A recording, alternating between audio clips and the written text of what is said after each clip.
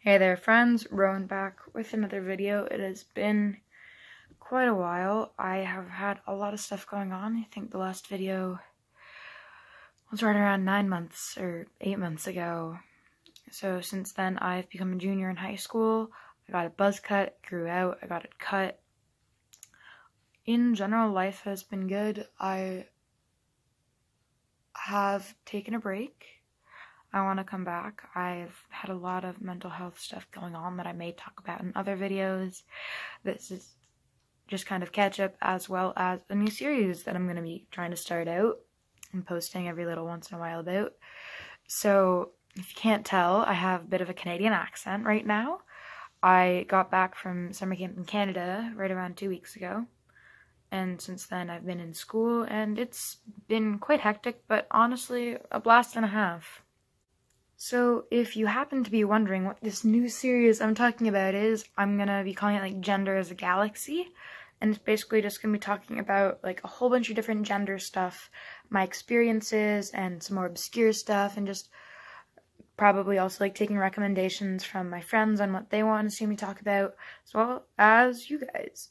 So today's video is what is non-binary. So let's jump into it.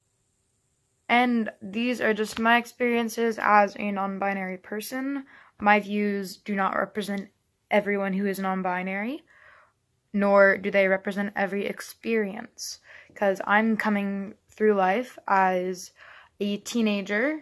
I am white. I present androgynously, sometimes more masculinely, and that affects my experience going to the world. And I also am coming from a liberal area and a family that's like middle class, so we do have resources that others may not. So that has all affected and molded my experience being non-binary and my life experience in general. So in a nutshell, being non-binary means that you don't exclusively identify as male or female, boy, girl, whatever you want to call it. How I tend to describe it to people when I'm explaining it the first time is, if you think of gender as a spectrum or continuum, and it's so much broader than this, gender's a galaxy. But just in simple terms, if you think of a line with guy at one end, girl at the other, non-binary can be something that falls anywhere in between or off the line. Because the idea of the gender binary is that the whole like, there are only two genders, guy, girl, whatever, or just the idea of there being like those two genders, and then non-binary is not subscribing to either of them solely. Because if you're non-binary, like my experience is I'm kind of in the middle, but also off the line. It's weird, like I do sometimes feel more masculine, not really much more feminine, most likely because like I am assigned female at birth, so my experience going through the world oftentimes has been, like, being read as female. I still am read as female, because, like, of my body, my voice, whatever. But, oftentimes I find myself wanting to move away from being perceived as feminine. I'm not sure if that's because, from my own personal experience and how I identify, my experience as a non-binary person is, like, for my identification, it's like kind of in the middle of the two, or kind of off the line that I mentioned. Or if for me it's just like, because I've gone through my entire life knowing myself as female and having people perceive me as female, now I'm just in this weird period where it's like, femininity is yucky. And like it has been like that for around the past 2 years, so I'm guessing it's more something with how I identify. But there is also just that whole idea of, this is what I have subscribed to my entire life, and now for the past 2 years or so I have been out and comfortable as non-binary, so I am distancing myself from what I knew and what I had experienced, and that now brings me discomfort. But now being neutral or a bit like androgynous or a bit more masculine is stuff that brings me comfort, because I know that I'm going to be read in a different way than how I've been read all my life. So some questions that come up quite often about being non-binary is, like, physically, like, what are you? Like, I've had multiple small children ask me that, because at summer camp, I'm completely out about my identity, and I'll link a video, like, right here, should, like, pop up or something, about being out at summer camp last year. This year was amazing as well. But oftentimes with kids, when you're explaining it, like, we always go around and, like, everyone, like, introduces themselves with their name and their pronouns. So I'll say, like, hi, I'm insert name here, and I use they, them pronouns. But then sometimes kids will be like, what's that mean? So I've gotten used to just saying, hi, I use they, them pronouns. If you have any questions about that, feel free to find me another time and fire away, because we have programming to do. But something that I found works well when explaining to kids is you just say, like, I was born this way, because kids are always like, are you a girl or a boy? And technically speaking, the answer is kind of like, no, but kids don't really get that. So it's more of just like, well, I have a girl body, but when I think of myself, I don't think of myself as a boy or a girl. And then I ask them, like, well, how do you know you're a girl? And they said, like, I don't know, I just feel that way. And I say, okay, well, when I think about me, I just feel like I'm neither. And when I hear people call me she or a girl, or sometimes other stuff, it makes me not feel too good.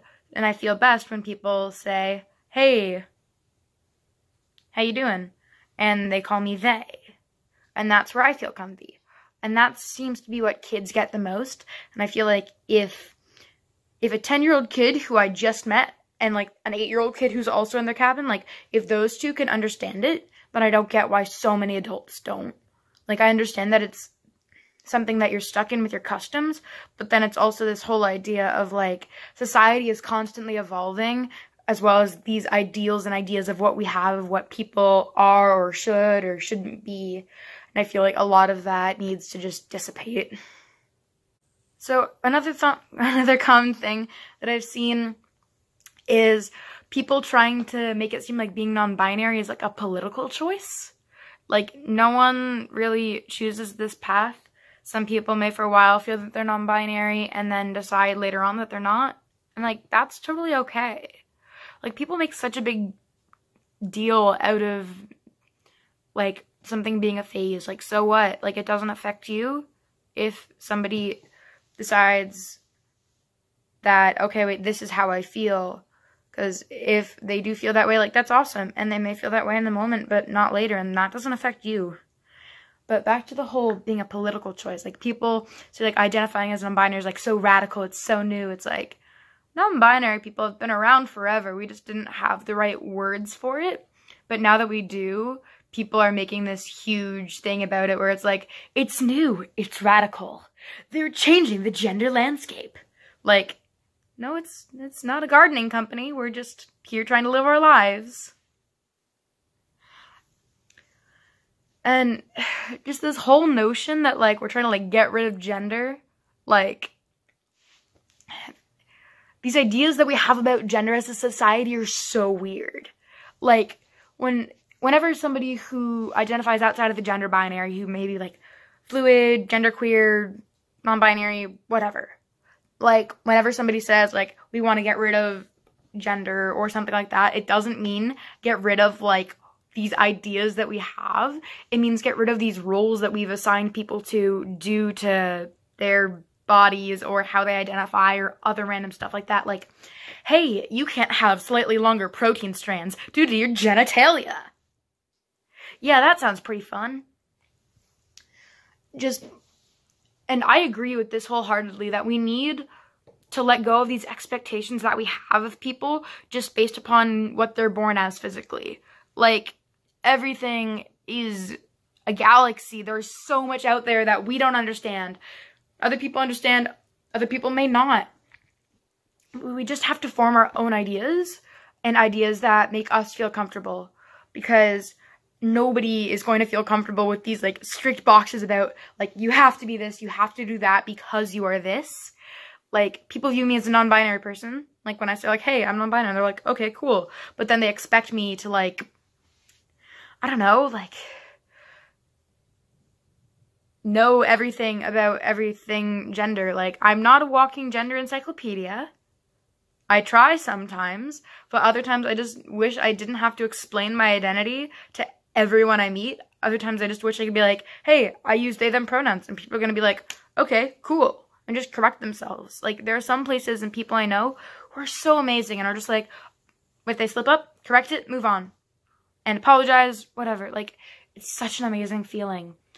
But before it gets to that point for everybody, we need to come to an understanding about how, as a society, we think of gender and how we can expand our thinking. Because there's so much more out there than we feel that there is. That's all for now, and I'll see you kids on the flip side.